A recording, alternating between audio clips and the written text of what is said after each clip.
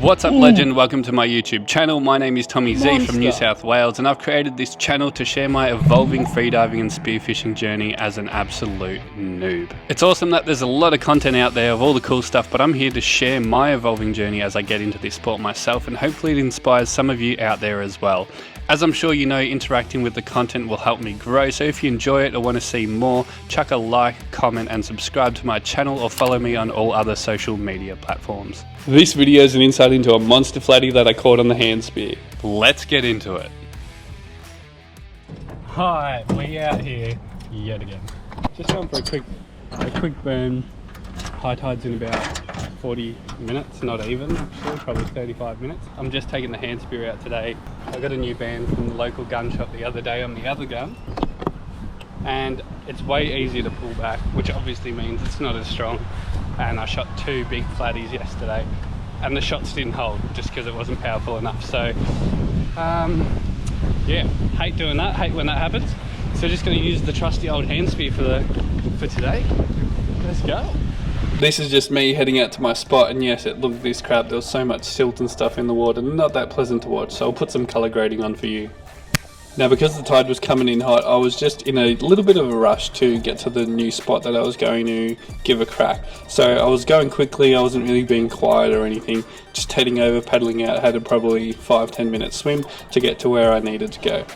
So I'll fast forward you through the journey of me basically paddling out there, and then I basically had this gut feeling that I'd be seeing a big flattie very soon. So I turned on the GoPro, and within about 30 seconds I'd seen this monster. Now, if you're new to this, I want you to notice just how hard it is to spot these fish sometimes, just how well they blend in with their surroundings, and most of the time, by the time you're on top of them or near them, it is already too late. Can you see her? There she is at the top of the screen. I know, you nearly missed her, eh? Knowing that I didn't have much time, I quickly lined up a shot and went for it. You'll notice here in the replay that the shot lands right in the middle of its back. Now, obviously the first thing to do is to get your knife out to dispatch the fish as quickly as possible. As I was doing this, the fish was basically thrashing around and it was loosening itself off the spear, so I was also trying to spin the spear to the right to make sure that the fish didn't loosen itself off and then fly off into the wild with a spear in it. I also had the GoPro on a handheld mount, so I had to let go of it. Now with a knife in hand, I go down to grab the fish. Now I've got my hand in the fish's gills, and flatheads are one of the hardest species to put down because of how bony their head is.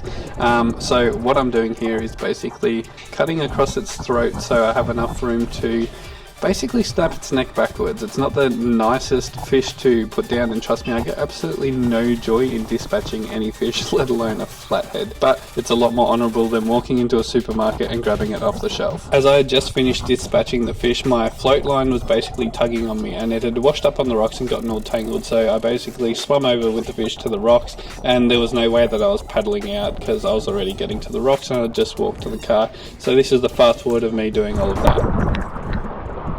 Oh.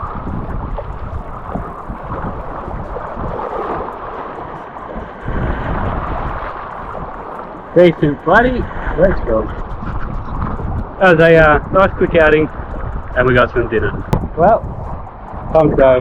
Walk back to the car, get this guy home, get him all fitted up.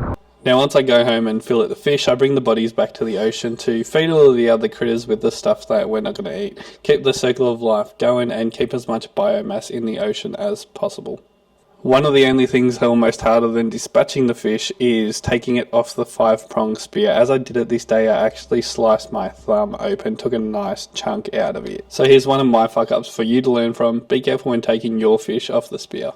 So when I got home, I measured her up and she came in at like a 69.7 centimetres. The legal maximum size for flathead in New South Wales is actually 70 centimetres, but even still I don't want to be taking too many of these breeders from the area because obviously we rely on them for the rest of the population. So I'm still getting used to judging the size of these fish underwater, and going forward I just need to be a little bit more careful in terms of not getting these big dinosaurs. But it's also very hard to judge because the size is different underwater and it all happens in just a split second. If you enjoyed the content, please do some kind of interaction with the video, subscribe for heaps more content to come, and go and follow me on other social media platforms as well. I post a whole lot more short form content on those platforms with a whole lot more of my daily kind of stuff as well, including getting out diving multiple times a week. Obviously making these videos takes a lot of time, so these will not be out as frequently, but stay posted, and I've got heaps more content on the other platforms. The links to the rest of my social media will be in the description. Thanks for watching. Hopefully you learnt a thing or two, and let's get deep.